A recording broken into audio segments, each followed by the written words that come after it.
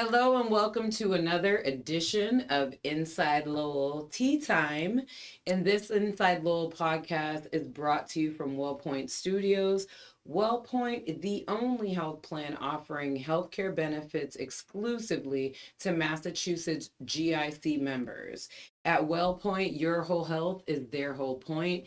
And I'm very excited to have a special guest from the African American Community Collaborative, my fam, Mr. Mayon, and I am so glad to be able to chat with you about. You're very welcome. Thank you for being here. I know it's been crazy today. Yeah, you know, New England snow. It's like icy, messy, and it hopefully doesn't get too crazy later, right? Just enough to catch all the rain, but not enough to use the snowball. You know what I'm saying?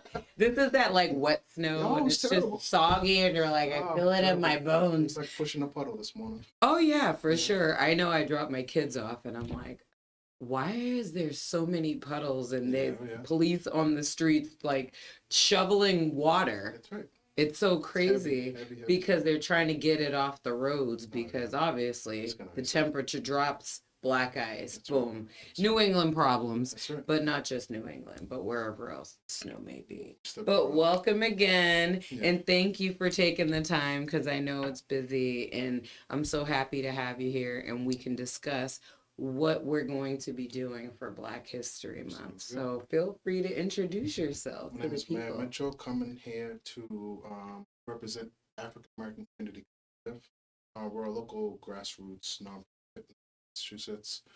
We do a bunch of different community collaborative events, working with different organizations to bring, just grassroots effort to the city and give the community a little bit of what we think it is. Right. And I love that because I've been able to work with you guys for a while, and now this year, I'm kind of diving a little bit more in. Right. So, and I love that because I feel like one of the things for me, and maybe you can expound on this too, is with the climate of our country and even the world. It's so important and needed and necessary for people's voices to be heard and still to celebrate, because that's the biggest thing for me. And maybe you can share what your thoughts are, because I know it's so important for me to be like, we need to celebrate our culture. Absolutely, especially now, like you said, with the current climate that we're in, it's more important now to make sure that we are not just our people, but also the way that we interact with the other communities as a whole. I think it's very important because, you have an effort on successfully. Right. So it's more important now to represent. Right. And absolutely. And even just being in Lowell, there's so many different cultures here. And it's like, I feel like we do a pretty good job of working together, supporting each other. There's lots of events going on and trying to just be present and intentional. And intentional is my word for 2025. And I feel like it's a very important word because it's like, I'm not just doing something to do it. I want to do something because I feel for it. I'm passionate about it. And I also want to make sure that people understand. And because we as a community, we celebrate people and we show up for people. That's right. And we also want people to show up for us. That's right. Because sometimes that could be very challenging. Because everyone has their own agenda, and not that it's right, wrong, or indifferent. It's really more of with all the cultures we have in Lowell. That's right. It makes sense to be like, hey, also this is what we're doing, and just getting the support and how we can get better every year. And in times like this, which could be tough for a lot of people, especially people of color, like how can we just support each other to just make sure we're at events and things like that. And it's important too, because there's power in numbers. A lot of the things that we see now in the current climate is that funding's going to start to we're not going to see as many grants and opportunities for minorities as a whole because they're going to start pulling funding away. So we should be collaborative, working together to make sure that our pots are a little. Right. And when you say that, when I think of funding too, because there's so many things that people don't understand about funding. It's like, no, for example, my son goes to the charter school, and across the street is the community health center. And we're very much a community here in Lowell because there's so many different things that we try to offer to help make people's lives better. So it's not a black thing No, only, that's right. it's very much very inclusive because you think of demographics, you think of financial situations and economic status of where people are at. And it's important for people to know that things affect you too, right? That's right. It's That's not right. just us. That's right. It's very much like, okay, there's some stuff going on that maybe you might think you agree with it, but then it could affect you because healthcare is important, things are important. Just keeping that culture going of community because I've grown up in Lowell for a good part of my life and I've always loved the community, the different festivals we have, the different cultural celebrations that we have, Right. and the support that we've had. I mean, I'm dating myself here, but I remember even the Black Festival That's right. that we used to have in South Common. And so there's a lot of rich history in Lowell in general over time. Because we could even go back to the Industrial Revolution, and Lowell was like a big part of that, which hence Mill City, but then it has its own things of who it served, but just the rich history that the city has. And then there's a lot of families, especially like the migration, and I know my family was part of that, coming from the South and coming here just to get better opportunities, better jobs, whether you're a factory worker or different things like That's that. right. So. That's right. So I would be very curious to just hear your thoughts as far as like what Black history means to you, and then just also your involvement and what you've been able to do, what you've learned, things like that. Black History Month. No, I'm not a. It's a loaded question, right? It is a loaded question because it's not necessarily Black History Month for me. I love the idea that we get an opportunity to highlight Black history within the month of February. And I think that's pretty much what it means to me. It's like you said, it's making it more vocal to the mass public. But I think in general, Black history should be celebrated. That's the reason why we started the African Collaborative.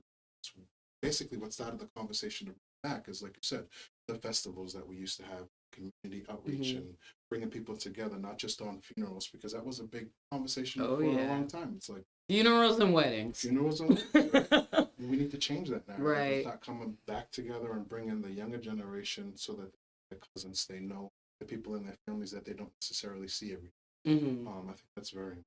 So that's the reason why we started Africa. The basic principle of how we started.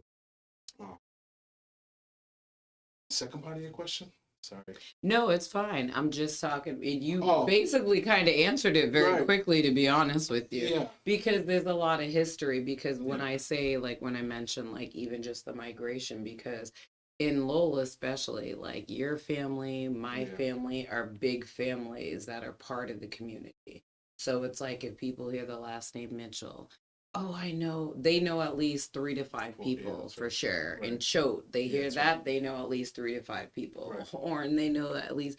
So for me, it's personal too, because I'm like, I remember all these things, and I remember seeing my family working with all of these families in the community to work together and do celebrations. And I'm just saying, for me, because obviously you answered what Black History Month means to you, and then also even how the African American Community Collaborative began. And then when you're thinking about it, it's like the vision and the purpose, right? And I would say the other part is like, what made you just think, okay, I want to make sure I'm a part of this and different things? Because we can chat too about stuff that you've been able to do in the community to help lift, because I think, and this is just me, in my opinion, it's all about building legacy and leaving something lasting. Because having children too, for me, I want them to know their community. And then I also want them to see what we do in the community. So one day when I'm like, you know what, I'm tired, you can take over. You know what I mean? Yeah, I do. So I do, and that's basically what happened, right? My father was really with sports organizations and festival, starting. So that was basically what I seen growing. And so that was instilled in me at an early age. That was just something that just comes natural to me. So if somebody comes to me and says, "Hey, Mayon, such and such," if I have the ability and knowledge, or I'm just gonna pass it on, right? Because that's basically, I feel like, what people are here to do. Right? You learn and you reach out, and that's how you connect with the world, right? So just add a positive effect. Yeah, I would 100% agree, because knowledge is power, and then family, obviously, is extremely important in our community and legacy building. And that's what I think about, because I haven't been a part of the planning and things like that, but I guess I still have by accident, just by relation. So I'm aware. And I remember just the main families that are giant here in Lowell specifically, and how you would see our elders work together to keep that legacy going, because it was right not too far from when they migrated. And it's like, let's stay connected, let's work together, and let's do things. And as you said too, it's not exclusive. This is not a Black thing only. It's like, let's celebrate the culture, invite the community, come in, and also supporting each other. And one of my favorite memories of the Black Festival was my Aunt May and my grandmother making fried chicken sandwiches, selling them for $2 That's right. underneath the tent. And we're in South Common, people can go swimming. We have DJs. They had the basketball tournaments and all this stuff. And for a long time, they did it right here at City Hall. Yeah. For a long time. Yeah, and it's definitely transitioned quite a bit, because I had a stint where I wasn't here in Lowell, but I would still come for specific things too, just to help celebrate the culture. And then just to be a part of it, because there's something euphoric about when we come together for a united purpose. And just say, hey, we here, this is our city too. And just seeing everyone prosper and grow and open businesses and, get education and get their masters and, go to college, because there's so many people. It's like, I know I was one of the first, especially for my grandmother's grandchildren, to go to a 4-year college. And I think that's where that generation and this generation is separate, because they had community based, where they would connect, coming together, different. But the interconnection that we have in this generation is that we're highly educated. We have people that work in industries and educational backgrounds. That type of collaboration takes us to the next level. Oh, exactly. Because we're in rooms that we would not have been in before, So you can see what's going on and then also provide input on that. I 100% agree with that. And then also, obviously, in sports, we do the most in sports as a culture, which I love. Like, my kids play sports, and I think the first time that I connected with you, I learned about your flag football league when you guys started going back to South Common. And my boys play flag football. So I just love that it's like all arenas. It's not about, we're only going to do this and we're only going to do that. Let's expand and utilize where we can, I like to say, stay in your lane, and you go 100 miles an hour. And, to be able to connect with people and do that. And even people who are not Black, but them and they can help to coordinate for certain things.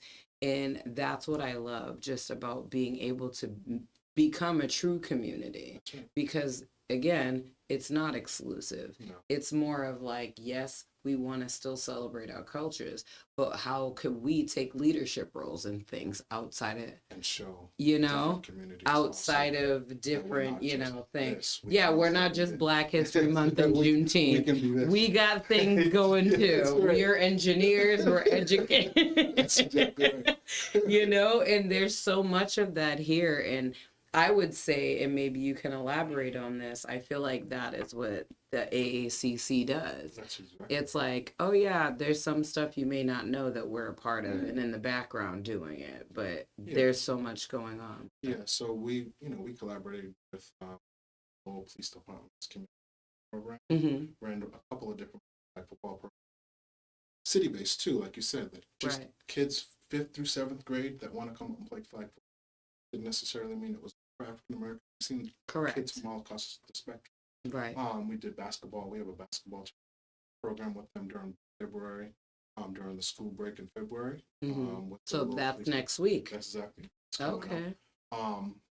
We worked with Johnson and East Movement at their basketball tournaments, having refs there and helping them organize that. Levi, Right. these programs out in Centerville. Yeah. One of the biggest things that we did this past year is we had a scholarship program partnered with Google to do Wow. entry-level tech industry certificate courses. Mm-hmm. So we had 12 people sign up to do the program. 6 of them already graduated with the certificates. That's entry-level $50,000-$60,000 certificates, not pay-wise and Right. employment, But just opportunity-wise. Right. So that was one of the big things that we share. Right. That's just, we just offered it to them. Yeah, and that's why I think the name is, yes, African American, Mhm. because most of the people that are doing the organizing, but then community collaborative. So it's like, yes, this is our thing, because there's some stuff that we definitely want to do Yes. for us, by us. Right. However, we also want to collaborate with the community and invite the kids, because I know as a mom, I see things a lot differently than I did before I had kids. And I'm like, I think it's so important for things like this to do collaborations and make sure that they know what's out there, where they could be, and then just collaborating with all these different, cultures and diasporas that Lowell has to offer, so they see all the things. That's right. Yeah. So they're able. Yeah, and then even just like letting people know this is what's going on. So you're more than welcome. Bring your kids. That's right. 5th through 7th grade. Yeah, that's right. You want to come and do it? Yeah. You want to do this and different things like that. And I also love when you mentioned the different arenas of things that you're working with people on. Right. I think it's so important. Education, absolutely, for me, is big with my kids. And then also because being, again, old school, it was like you go outside and you play till the lights come, the lights come on, that's it. So getting kids in the community together to play and learn together, I think is magnificent. Yeah. There's another program actually starting to roll out. I had a session already this month. Mm-hmm. It was for fathers, just different programs for legal lawyers coming in to talk to different fathers about this and, right. Different programs like that too. So it's not just sports or. Right. Yeah, you guys are hitting all the points. I love it. Yeah. All of it's getting covered. I absolutely love that. So let's discuss a little bit, if I can move into our upcoming event that's coming up. Okay. So the AACC Celebration for Black History Month, which will be on February 22nd from 12 to 2 at the Academic Arts Center, which is part of Middlesex Community College.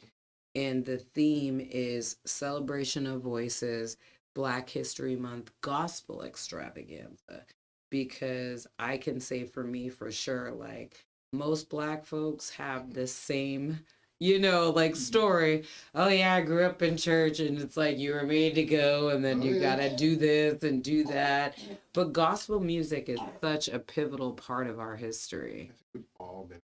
Yep, right. Whether you wanted to be or not. I can tell you, I can't sing, but I was in the choir. Right. Yeah. So yeah, I just. No, I 100% agree with that, because I could have stories for days on the day that I was told I was joining the choir. But I think it's very important, and one of the things, going back to like the Great Migration, a lot of folks who moved up here or California or in different parts of the country, they were going for better opportunities, right?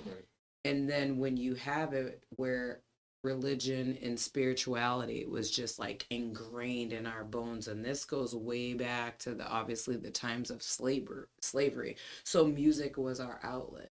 And the songs for gospel music are really just soulful songs about the struggle, but then the resilience.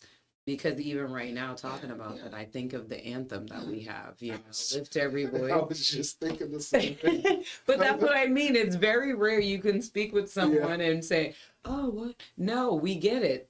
Because that is what we do and what we've done. And that's been the history. When you say Black History Month, it's not like a day, it's the history. It's just funny that, you grew up with that song in church, and then 20, 30 years later, it just transitions into this New York Times article about this is our national anthem. It's just... Yeah, I'm such a nerd too. I also like to look up things and understand things. I am also like a true, I'm a documentary buff. Yeah. Because I like learning things I don't know. Right. And I remember the first time when I heard that and they're like, oh, that's the Black national anthem, And I'm like, okay. And then just when you read the lyrics, but most people, unless you look it up, it was originally a poem. Yeah. And they turned it into a song. Okay. And it dates back to 1900. And I was like, what? And just because as a performer and, like someone who's into music, I was very intrigued by that. And I was like, what? And it was just a poem to edify and uplift our people.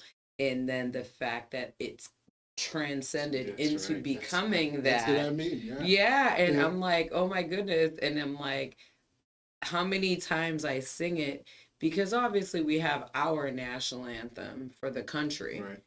And that, again, goes back into history. That was not written for us. Right.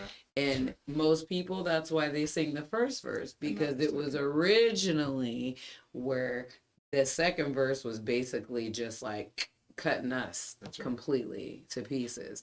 And I know that most people don't always know history. That's why I try to tell people education and knowledge is power, and the words and the way that things have evolved over time since the Emancipation Proclamation and, the Juneteenth in Texas was the last place that we knew we were no longer had to, to be enslaved. And I just feel like it makes sense, especially for this theme this year, because I feel like timing is everything. And gospel music has been a staple in all of our lives. Absolutely. Period. Absolutely. Period. The evolution of it, the different artists that performed it, the different things that it highlights and topics. And then if you expound that into music in general in our culture, like you think of the people that were just like revolutionary, that started just being like, I'm just going to speak out on it and be bold and brave and, do different things to just because music is so powerful. It really is. Because you think of a song that resonates with you and it can bring you to a place where you're like, I remember that. Or it could inspire you or give you hope and things like that. And I feel like our national anthem definitely does that. Yeah. Because it says the faith that the dark past has brought us and the hope that the present has taught. And you know what I mean? The faith that the dark past has taught us, the faith that the hope has brought. And I'm just like, that is so true. And the words, because I'm a words person. Yeah. Lyrics mean a lot to me. I don't sing songs just to sing them. Yeah. I like knowing what it means and how it resonates. You know what I mean? I do. Yeah. But yeah, so what are your thoughts like going forward with even just this year, like especially with the AACC? We've got this event coming up next weekend, and just where you see, because obviously the trajectory of things, we don't know what's going to happen. Who knows? Right. But just what are your things that you would like to see and how we continue to progress with the AACC? I want to see more community. Kind of what community is going to be important Mhm. forward. Making Right. sure that they understand how the current climate affects their lives and how they Right. work together to try to circumvent those misplacements, right? Mhm. That's where I see Mhm. uh, services direct. This was a point today. I think Mhm. that's going to directly impact our health Mhm. as an African community. Right. So I think getting somewhere that space is important. Right. And I would say too, I completely agree with that because that is something that is a universal concern That's true. for many Americans. And understanding the impact of a lot of these different changes, executive orders, Mhm. where people think, oh, it's the Black people, if I can be so bold to say that. And it's like, no, it's really not, Yeah. because there's a lot of people who are impacted by some of these things, and I don't think people always necessarily understand how things work, where it starts from the top and it trickles down. Because I have a friend who's in charge of the Massachusetts Community Health Centers, and people are already seeing an impact. It's like every day there's something else That's going right. on. And that's just in healthcare, but healthcare is important. You know what I mean? Mhm. And it doesn't matter what color your skin is, it doesn't matter what you look like. And it's like people need healthcare and people need education. Mhm. And, when you're banning books and making all these different things, it's like, why are we not trying to learn our history? That's right. And if you don't learn, what do they say? History is doomed to repeat itself. Which is what it's And doing right now. I feel as though we're in that space where right now, organizations like the AACC are very important. And like I said, my word this year, and it actually started the new year, is intentionality, Yeah. being intentional. And how could we help uplift our community? Yeah. Because even in the community of Lowell, you can go where we're at right now, go 2 blocks, and people are struggling. Homelessness obviously is rising, inflation is messing people up, people are currently getting laid off, and unemployment rates. Obviously, we all know grocery prices, which everyone's talking about. That's right. Even just things like heat and electricity, gas, all of these things that impact all of us. Mhm. And I feel like taking that lens and saying, this is not a us thing, this is our thing as a community, but also nationally. Yeah. There's a big, the FAFO Mhm. tagline that's been flowing around. We have an opportunity as a community, another 2%, where they're just going to sit back and chase And they're things. like, we're good. Yeah, we're good. I think that's kind of destructive. Correct. I think you have to use this opportunity to, like you said, point out to the people who otherwise know prior to this debacle that we're currently in that yes, this is going to impact you, and this is what Yeah. we've been trying to tell you. Now Right. is the time to start paying attention, because if you allow this to continue, Mhm. then it's just going to get worse. And that's my biggest fear overall. You've seen after 9/11, there was the Patriot. Mhm. Those things started to flow on books, and my fear always with government, once things start to put on books, it's very difficult to take them Right. once they get in it. Right. So that's kind of where we're at right now. There Right. should be a movement now to re-educate people into the know that this is what we Right. Right. Instead of sitting back and watching it all. And just thinking it's not going to affect you. Or go and thinking that, sitting back is thinking it's going to go away. No, and I feel the same way, and that's what I love about the theme for this year's Black History event, is because at the heart of it all, the spiritualness of having like a celebration in music. Granted, obviously it's gospel music, because when we think back on slavery, when people were singing in the fields. That's how they got through their day. That's how they connected, different things like that. But music in general is an outlet for people. It's a way to deliver a message. It's a way for us to come together because there's so much influence our music has had throughout every genre, if I'm being real. Yeah. And there's a lot where it originated there, if we're being completely honest. And I feel like right now that's the thing. It's like we need to just come together.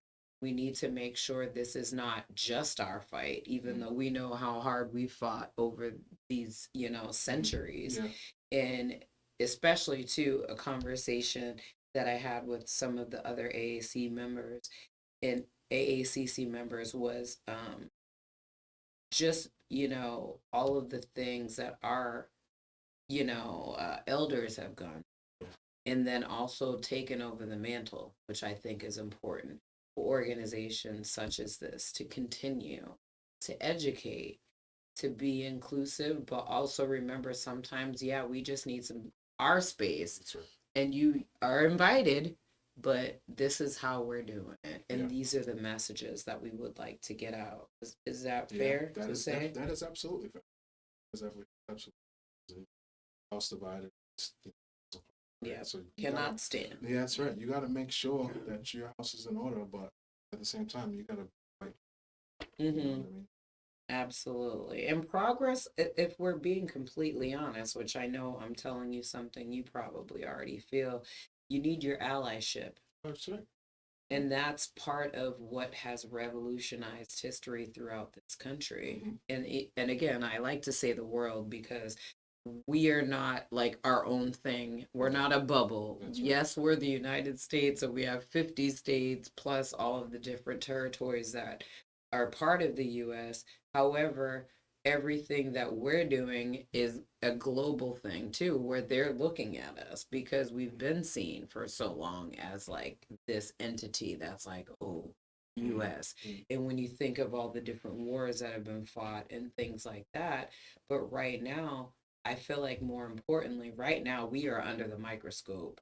And sometimes I feel like if you're not thinking that big and you're just like, that's like if we're just concerned about Lowell and not Massachusetts, That's even, right. Yeah. to just put it super plain. Yeah. It's very important to have these conversations and have, that, like you said, the community engagement and giving people knowledge, because I feel like, and I'm just a nerd again, like education is so important. Absolutely. And I like learning about different things.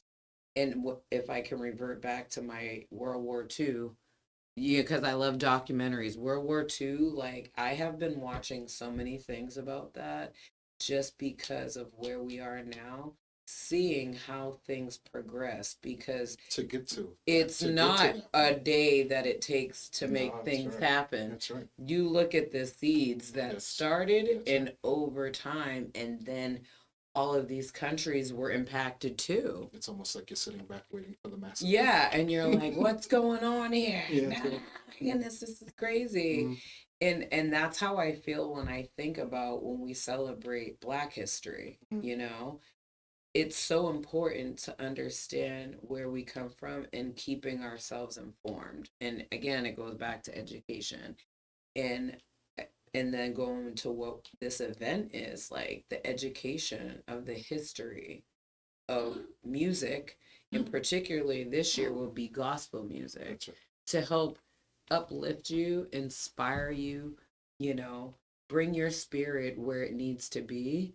And then because you hear the pain in songs, but then you also have the pain, but then the light. And it's like, this is where we are right now, but we're still focused on the future and where we could be and how successful we can be, and just keep your head up. No give And up. just, because we are a very resilient culture. Yeah, that's right. We are. We're gonna survive. No, I know we will. Yeah, for sure. And it's like not even, I mean, definitely other different groups, ethnically, racially, have their own even experiences, obviously, here in this country specifically. Right. However, it's not in the same capacity in how much time we've been doing this. That's right. Is that fair to say? I think that's fair to say. I feel like they had their moment, Yeah. but I feel like our moment was from when we were involuntarily given a quick ride over here, which wasn't quick. And then it's just like, okay, and then 400 plus years later, in the systems and things like that. So I definitely. What else would you like to discuss about either the event or just in general? Because we're also celebrating Black History Month. Again, you put me on the spot. I'm putting you on the spot. I know, but I'm just saying, just top of mind, what have you been thinking about? Because I know there's a lot of people that, since things have been going on right now in this climate, some things just are immediately like, this is where my head's at on this. And if not, it's fine too. No. I think we can touch back, just making sure educate things of it's important. Voices this part. This is very to the as a whole. But just reshining the light on things, how they affect people on the base level.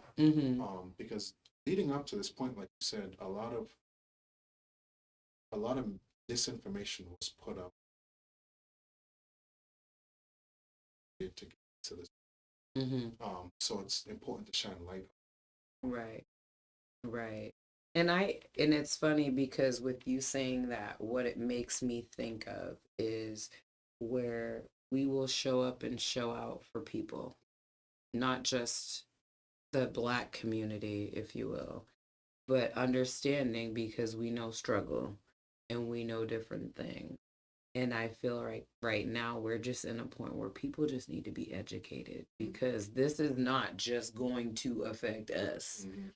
Things that are being, put out for there. A long time. Yeah. And I think that's part of the disinformation thing. Is, the blame game.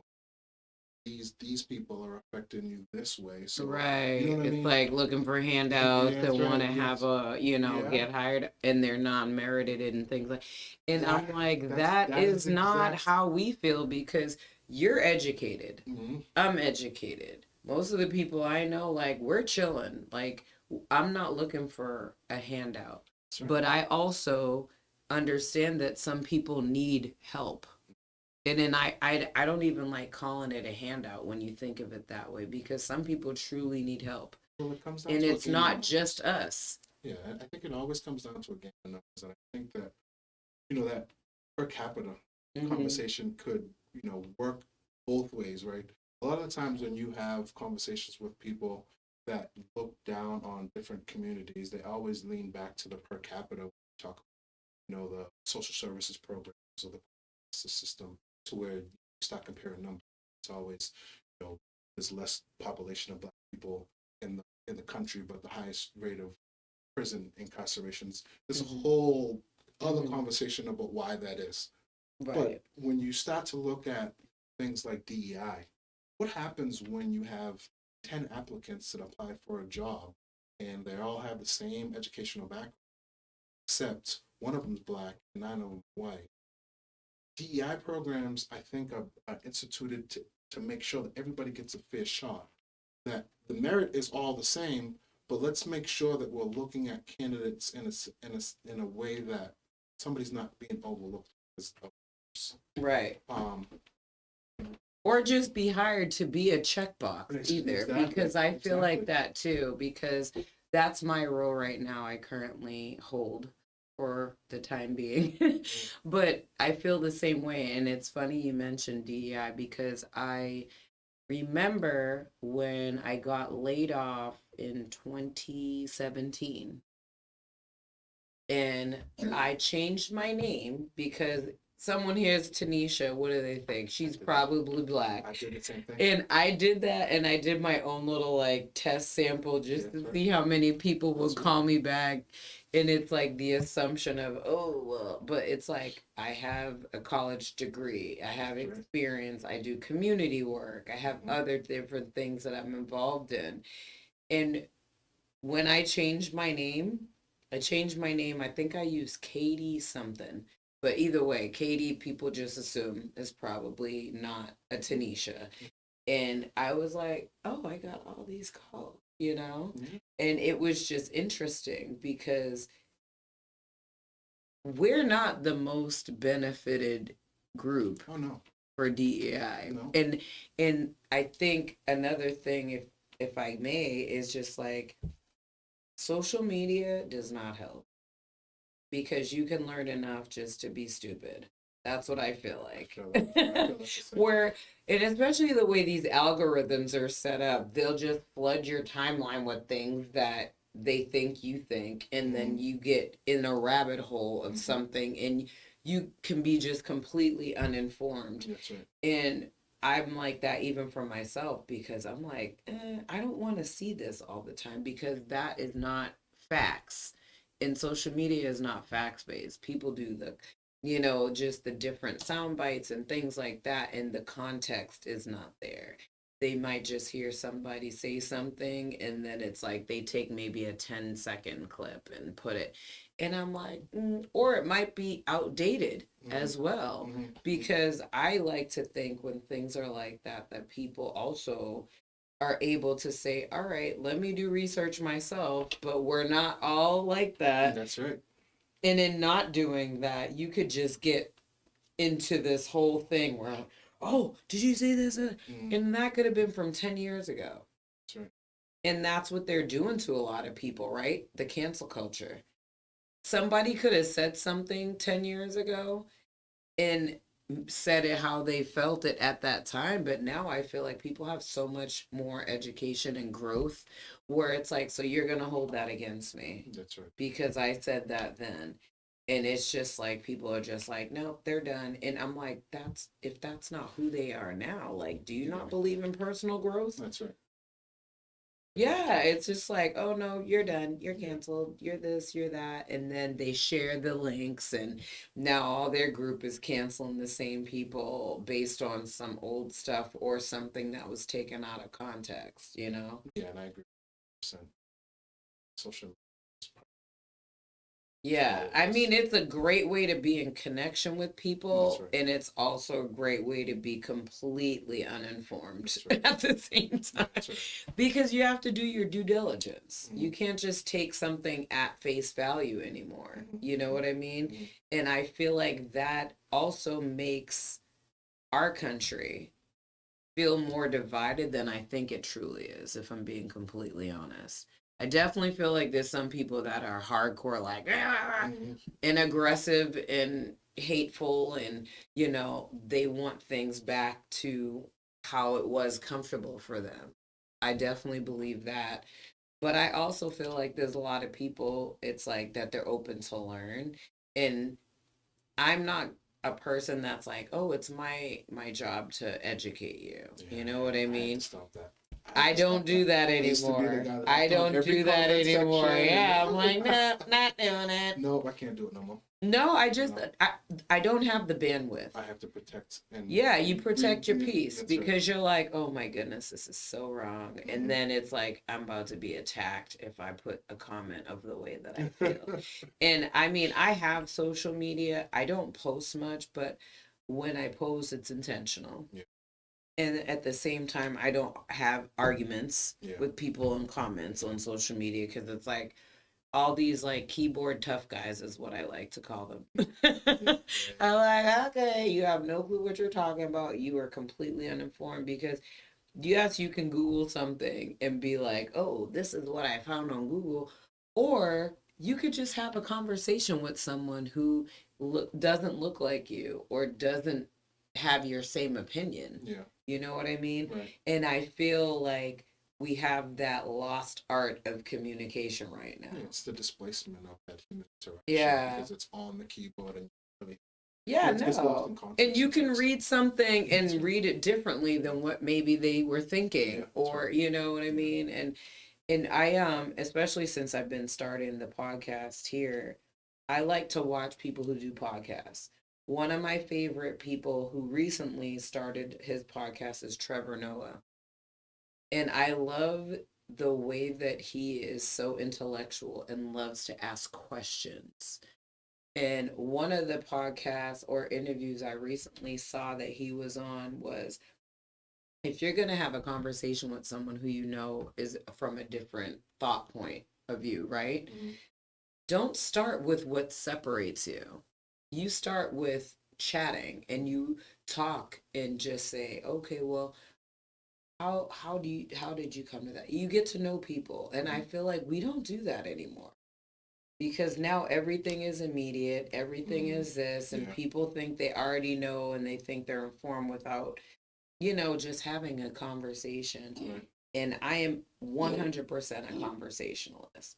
I like to hear people's perspectives on life, especially people who I absolutely probably have like a good amount of differences, because it opens your eyes to their perspective. And then it's like, okay. And you just have that back and forth, like, conversation. Right. And I feel like most people is like, I'm right, you're wrong, the end. Yeah. And they're already here with the blocker. So whatever you say, it's like you're getting blocked versus, what you about to say? You feel it? I'm trying to get into that space. You're working on it? I'm working on it. That's something I have to challenge myself. Yeah. There's just some people out there that are just too far on. But like you said, I definitely agree with you that I don't think that everybody is, I just don't jump to this kind of. Oh, same. I yeah. Right. Like, I am not someone who thinks everybody's racist. That's right. You're right. I don't feel like that No, at all. I don't either. So I agree that you have to start with getting to know the person and trying to figure out how they came to the conclusion. Because like you said, a lot of the premises that people hold, I think, stem from misinformed information. Mm-hmm. So getting that outreach to them to try to, shift their thought is important.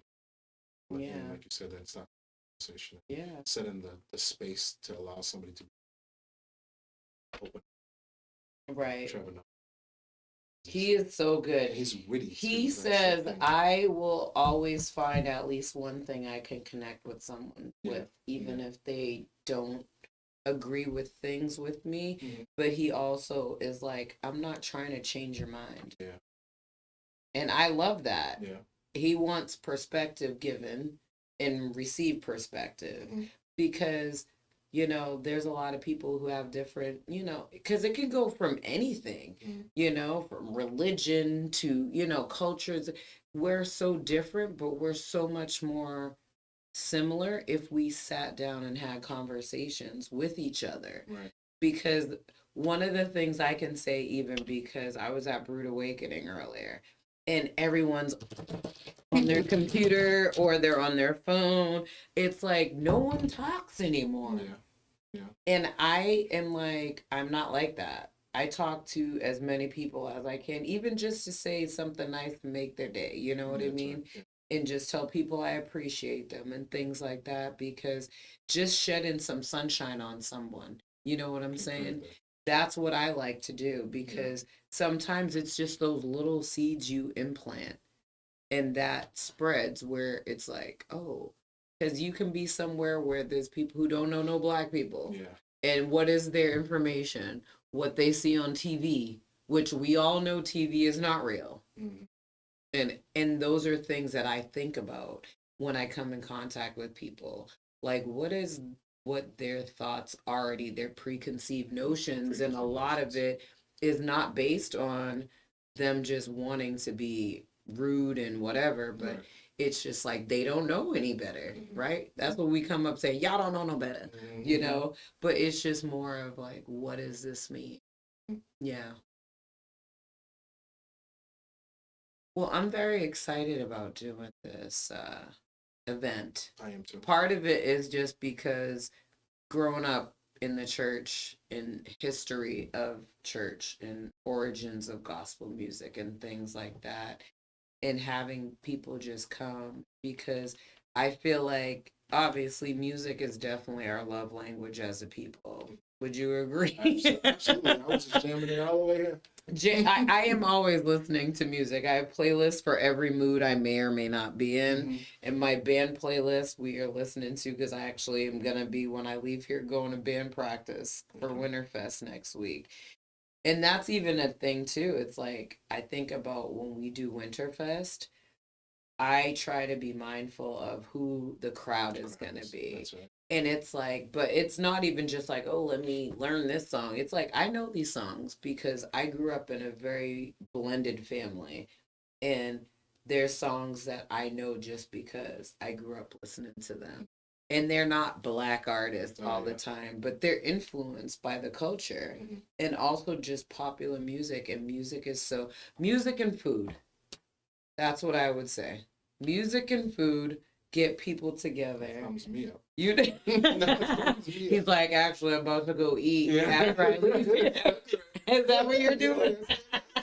Well, patronize your local downtown business. Oh, yes. But no, I definitely feel like that. And when I heard about what the theme was this year, I was like, this feels so right. Because gospel music is so healing. Because I know for me, and maybe you can share too, when I hear a song that resonates with me, I'm just like, I am the worst. I didn't even turn my ringer off. When it resonates with me, it just, I could go into tears, or I'm just like in this zone and I'm like, oh, this is like, what do we say? It's a testimony. That's right. And that's what I feel like. And I love that that's the theme this year because it's so healing. Yeah. Yeah, like you said, when you can play a song and it takes you back 20 years to when you first heard it, or whatever, like a intimate moment that you shared with or went through a breakup. You know, this it every single time. Yeah. Yeah, definitely. Like different things in your life. It's like music is that, and that is our culture too. Yeah. Like I just recently watched on Hulu, by the way, if you're interested. I don't know if you're into documentaries, but it's a documentary about Sly Stone and the Family Stone. And it was talking a lot about that and touched on it. And I was like, how funny that this is out and I'm watching this and we have a music extravaganza. And the origin even of his story was his family was in church. He's like, I was on the choir. It was me, my brother, my sister, you know. And I'm like, I feel like that is our story in general. That's right. You know? I'm not very good at public speaking, but I like to think that do public speaking. Started I used to do, sit in the pulpit doing Easter Sunday. Yeah. I had to go in there and say my verses. You know what I mean? Like I had to. You gotta read. Oh my God! Reading the Bible verse. Yeah. All right, man, you're reading Ephesians. Blah blah blah. That's like what? Yeah. It's so wild. 7 years old, 8 years old. Yeah. Whole congregation for Easter Sunday. Yeah. That's what you have to do. Yeah, and the story I was told of me starting in church was my Nana. Mm-hmm. She brought me, my mom, I think I was 4 or 5 days, I wasn't even a week old, and she took me to church with her. And then it was like, you're on the choir and things like that. And like the Christmas pageants, everyone has a verse they're assigned to, like all of these different things.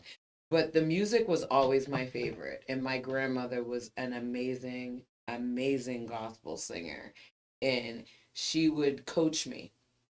And at the time I was so young, I would think I was younger than Declan, and I would be like, she's like, no, this is how you're gonna do it, and you gotta do it this way because you're singing from your heart. You need to mean what you sing. And I'm like, I don't understand the message. But now when I think of those old school gospel songs where sometimes you didn't even have music. It was feet stomping and hand clapping. You may or may not have musicians. Yeah, right. And you just feel it, and everyone is like just into it. And I love that because I'm like, that is literally our culture. When you think back, especially coming from the South, you had like probably a wooden shack of a church, no AC. No, none AC. And just hot, and the church fans, and everyone's just wailing. Right. You might have had a ceiling fan, but you gotta sit in the right section. But you know what I mean? It's like the soul that goes and stems from gospel music. Yeah. It's just like you hear the pain, but you hear, like you said, we're resilient, and you hear like, how can we get there? Right. And where will we like to be? And it was never like, oh, woe is me. No. It was never like that. It may sound somber, but the lyrics, because I'm a words person, the lyrics were always so powerful. That's right. And when I hear songs that I remember my Nana used to sing from over 40 years ago, it's like, oh my goodness, this makes so much sense now that I'm an adult. And you go through life and you're educated and you hear things. And it just, for me, is so impactful and so meaningful and so necessary. Yeah, now they talk to people in the railroad. And Oh, yeah. use songs to guide people through. Oh, yeah. You know, school Yeah. guided us. We made our own cheat codes before you had cheat codes. That's exactly. Because from the music and even where hair braiding came from was a map. Because I think about that sometimes, because I've lived in Tampa and there's the Everglades in Florida, which I used to drive if I would go to Miami. And in my head, I'm like, all right, put yourself in the shoes of someone who wants to escape slavery. Like, you don't know where you're going. And then all of the, basically, like, all of the elements are also on top of slave catchers, on top of things. So, you know, when people would do braids to show you where to go and put rice in the braids.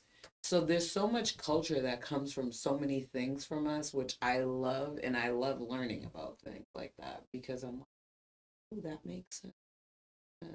You know? And it's for me, and I've said this many, many times, and I will say it again, like, yes, sometimes it can be very difficult being Black in America, but if I could be reborn, I would still choose to be Black. 100%. That's how I feel. Over and over. Over and over. I actually seen a video the other day. It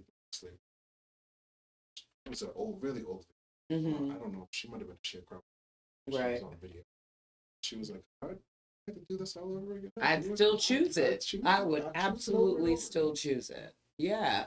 And I feel like, because I still have that pride, even though there's a lot of things sometimes that we have to deal with that others may not, or they have to, but in a different way. But I'm like, I love being Black. I ain't gonna lie. It's the resiliency. I love being Black.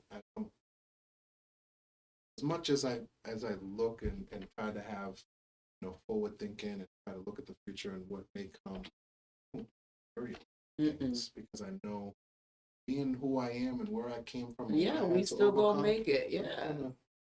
Yeah. I love being Black, and I also love all the other cultures too. Yeah. But I would not change it, because my life experience that I've been blessed to have so far, and even again growing up in the church, and music is definitely in the fabric of my family, and I also enjoy like the food. But the soul, I feel like, is the biggest part. Like when people say soul food, it's like, that's because people are cooking from their heart. Because I know my Nana, I used to watch her cook, and she would be like, T, come in here and help me. And then I'm like, all right. And then I'm like, how much? She's like, she's eyeing it. She never measured anything. Nothing. Anything. She's like, all right, just keep going, baby. All right, that's good. Like, she knew what it took, because you cook from your heart. And it's so funny, because when I cook too, and I get that, and it's something that's part of our culture too, and the heritage and the legacy that we have from people before us. Yeah, I was about to say, I love that. Don't let her fool you. That was time and experience. Oh, exactly. Just like that you too. were in the kitchen for her. Right. He was in the kitchen baby, come on, help me, baby. Baby, help me. Year over year. You know, my mom's the same way. The only thing I will say my mom measures is like when she's making a cake. Yeah. But like when she does food, and I do it too, it's like, we have measuring cups, and we'll use them sparingly, because you cook from your heart and the flavor, and then you don't do as much seasoning, and you kind of, you're always eating while you're cooking too, because when you make soul food, you're cooking for hours. That's right. You never and so when it's done. You're full before you gave the... It's like, actually, I ate about 2 cups of greens and had 3 pieces of fried chicken. just to make sure it was okay. I was making sure y'all are good. That's right. I was making sure y'all are good. I'm tasting this, so we'll be fine. Yeah. But no, thank you so much for being on. I don't know if there's anything else you would like to share before we sign off. All right. Merrimack Valley, I do want to plug Merrimack Valley Flag Football. Merrimack Valley Flag Football, absolutely. Season starting April 6th, I believe. Okay, so Merrimack Valley. Is it MVFFL.com? MVFFL. Yes. .com. Okay. Flag football. In April when? April, the first Sunday in April. April, okay. And then what was the other one? That's women's flag. Women's flag. So is that also Merrimack Valley Flag Football? So it's both male and female? Okay. Male, female. And is that I know you had mentioned like 5th through. Oh, 5th through. So no. what is this one's for adults? Yes, this one's for adults. Okay. What is the age? Age runs from 17 to 40. I've seen players 17 plus, we'll say, because who knows? You could be 50 and be like, I'm out here schooling y'all. Yeah, that's right. That's right. So 17 plus, yep. And it's mvffl.com, and it starts in April, so they can go on the website to register. I'm guessing there's a fee. For it? Yes. And it comes with the jersey and flags? Yes. Okay, I'm just saying this as a professional flag football mom. Yeah.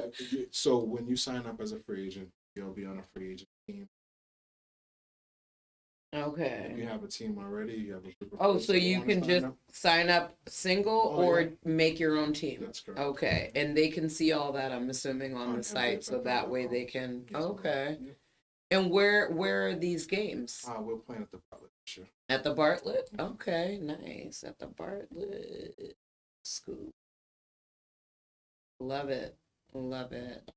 Well, thank you so much, Mayon, for joining me today. I truly appreciate it. So we have the African American Community Collaborative, Black History Month celebration with a focus on gospel and the history of gospel and Black history. That will be on February 22nd from 12 p.m. to 2 p.m. at the Academic Arts Center here in Lowell on Central Street. And then also, we are going to have a Merrimack Valley Flag Football League. People can sign up for male, female, 17 plus. Do you do it? Is it separate, or are there ever like where if someone likes, I like playing with the boys? Because I know I grew up and I played baseball and it was all boys. Yeah, we do partner with a couple of other leagues. There's a co-ed league that runs on Thursday. Okay, because I know some people may have that question because, you know, there's just some people that they're open to just being like, I'd like to be on the team. Oh, yeah. But all of that, I'm guessing that information is on. Okay, perfect. Well, thank you so much again. I appreciate you. We're looking forward to our event that's coming up. And then also the flag football. I don't know. Maybe I might, because you said 17 plus. I'm like, I mean, I'm about to be 45, but I may have to try and see if I got it in me. Because my kids have been asking me because they play flag football. And I'm like, I was a basketball player. I don't know about that. But flag football is way easier than tackle. Oh, yeah. As far as like, please don't bang up my body. And sometimes people still have the, collision. Yeah, I was going to say, there's contact. Yeah, no, there's still contact, but it's if they're running fast and going for the flag and then things happen. Because I see that with my kids too all the time in their games. But that's what makes me nervous. I'm like, but I got some time if it's in April. Is there a deadline for signing up? It's like a week before the season. So okay. So basically end of March. All right. So basically you're telling me I have time to get conditioned. That's if I do it. In fact, it's February. Practice will start March 15th. Okay. Like middle. I like how it's like free agent or come with your own team. Yeah. That's so fun. Try to give it right. Experience it, see if they like it. A lot of the times what happens is somebody will sign up as a free agent, come out, expose their talent, they'll get picked up by the team. See, if I condition, I feel like that would be me, and I'm not saying in a braggy way because I'm just super competitive. You should see me at my kids' game. Should come on play. Maybe. We'll work on that. We'll put a pin in that. Maybe that might be the next podcast. So, folks, I'm here in a knee brace. I tried flying ball. No, not. But no, I appreciate it. But thank you so much. It's been wonderful talking with you. And we will definitely see you next week on Saturday. Yes. And we're about to sign off. Thank you so much for logging in, subscribing, like, follow, share with your friends, share with your family. I've had Mayon Mitchell here, who's part of the African American Community Collaborative and also part of the Merrimack Valley Flag Football League is what he is working with too as well. We've got our great event that will be on Saturday next week, February 22nd from 12 to 2 at the Academic Arts Center in Lowell, which is part of Middlesex Community College. It's a free event also. I want to make sure I point that out. And we're looking forward to seeing you there. And leave us some stuff in the comments if you're curious, you have questions. If you want to be a part of anything that we are currently working on and expanding and growing our community as a whole, and we'll be sure to include all of the links in this post. Thank you so much. I hope you have a wonderful day and love you. Bye. See you soon.